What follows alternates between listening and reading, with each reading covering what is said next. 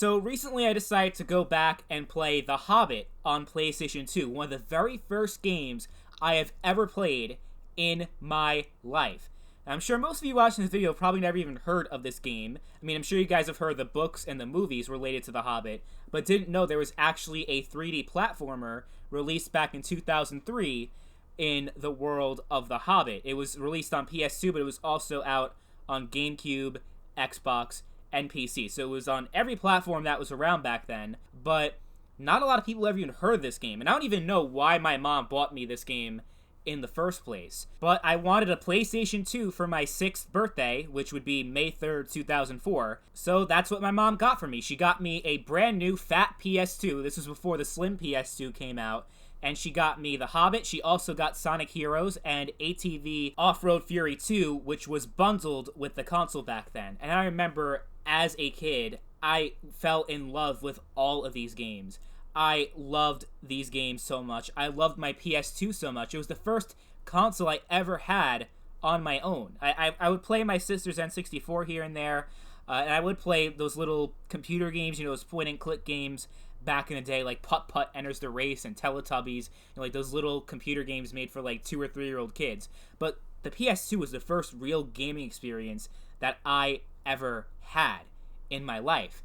And yeah, those games, The Hobbit, Sonic Heroes, ATV, Off-Road Fury 2, those 3 games will always have a special place in my heart because those are some of the earliest video game memories that I have.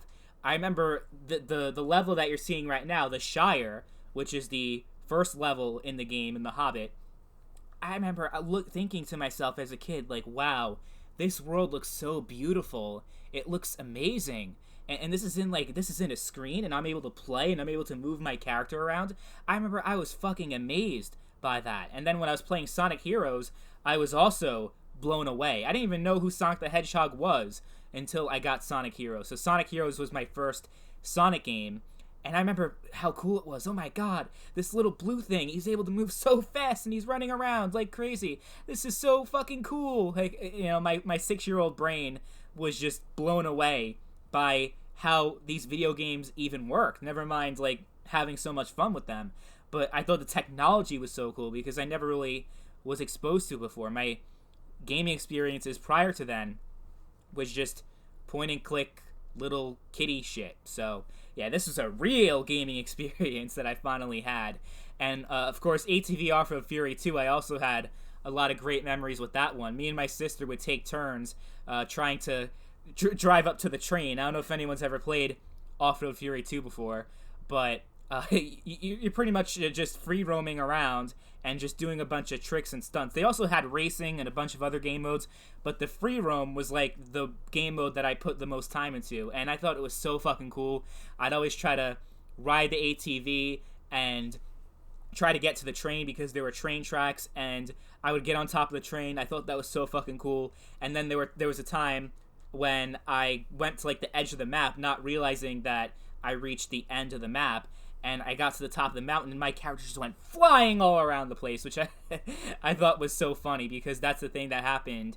If you went too far out of bounds in the map, you would just go flying out of your ATV into the sky, into the air, and yeah, I thought that was fucking funny. But yeah, I loved the PS2 so much back in the day.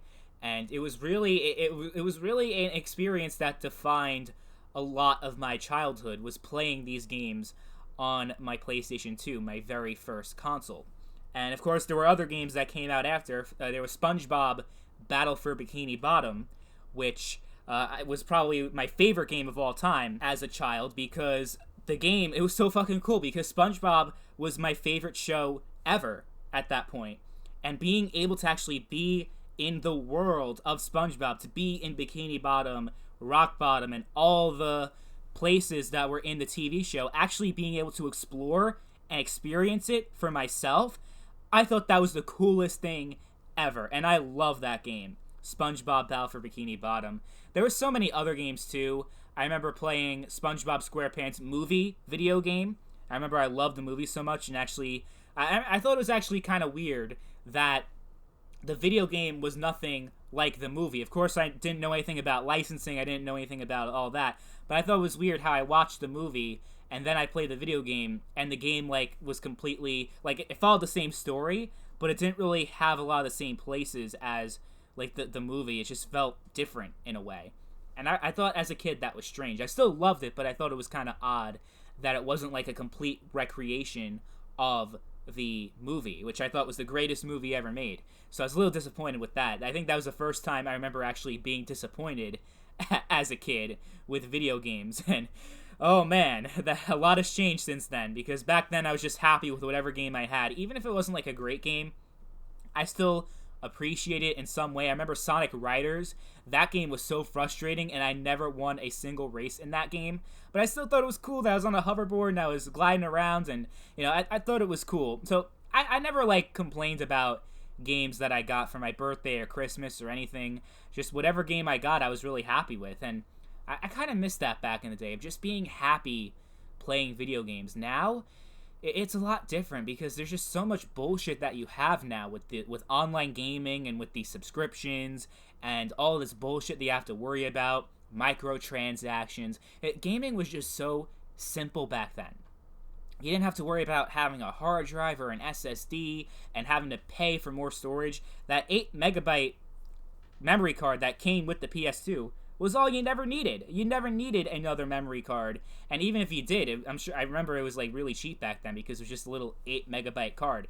And that's all you ever had to use for storage. Now you have $200 to expand your storage. You have to buy the proprietary SSD on the Series X.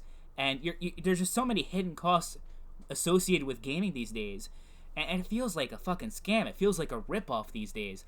But back then, it was just you buy the game. I also loved how simple console gaming was back then. You just pop it in and you play. Now you have to install, you have to wait for updates, and you have patches, and you have all this shit. I really miss the days where gaming was just very simplistic at its core. I mean, yes, games were getting more advanced at that point. 3D gaming really became a huge thing. I mean, in the PlayStation 1 days, that's when 3D gaming took off, but I mean, games were even more advanced, games were even more capable in the PS2 days than in the previous generation. So every generation was outdoing the other. And now these days, it just feels like, I don't know, something's missing. Maybe technology has gotten too advanced. I'm not sure. But maybe you guys watching this video can relate to some of the feelings that I have about modern gaming compared to how it was growing up as a kid. Maybe that's nostalgia. Maybe that's me being blinded by nostalgia. I'm sure there were a lot of problems with the 6th generation, but I feel like even if that was true, even if the 6th generation wasn't perfect, I think from an objective standpoint, it's a lot better than what we're dealing with now. It's just all this fucking bullshit. It just feels like when you buy a game these days, you don't get the full experience.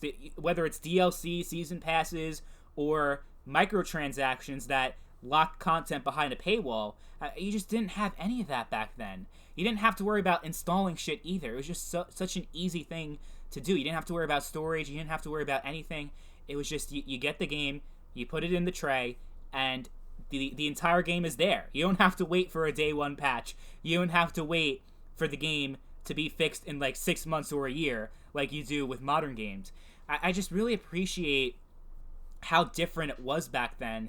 And of course, like, we can never go back, obviously. We can't go back to the way gaming was 15, 20 years ago, of course. But I don't know. Going back to the PS2, going back and playing some of those games really made me feel a wide variety of emotions. Like, when I played that level for the first time in 15 years, I just had so many emotions going on at the same time, going back and playing The Hobbit.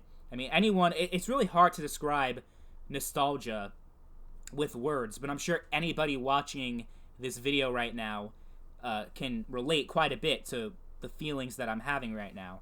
And I decided to just put it out there in YouTube and make a video talking about it. It's not the usual upload that I make. I usually just talk about some stuff that's going on in the industry, and sometimes I make documentary videos and whatnot. But now I think I want to do some more like gaming vlog videos like this one right now, where I'm kind of documenting my past experience and just putting it out there. No script, no edit, nothing like that. Just talking. And I think that I really enjoy making these videos. I don't know if you guys enjoy watching them, but I think I want to do more of that. So let me know if you guys want to see more of these types of videos, just me reminiscing about the past. And the PS2 really holds a special place in my heart. It's one of my favorite consoles of all time, and I have so many awesome memories. I mean, if I was gonna talk about every memory I had with the PS2, we'd be going on for about 3 or 4 hours. So I'm not gonna put you guys through that, but I just wanted to share some of the thoughts that I had about gaming back then and how simple it was, and just the nostalgic feeling that I have going back to the PS2. And I hope you guys enjoyed. Be sure to let me know in the comments what your first console was and what some of your earliest video game memories are, and just what your overall thoughts are about gaming today versus gaming back then when you were a child, when you first started playing video games. I'd love to hear your stories in the comments. Anyway, thank you all for watching, and I'll catch you guys later. Peace.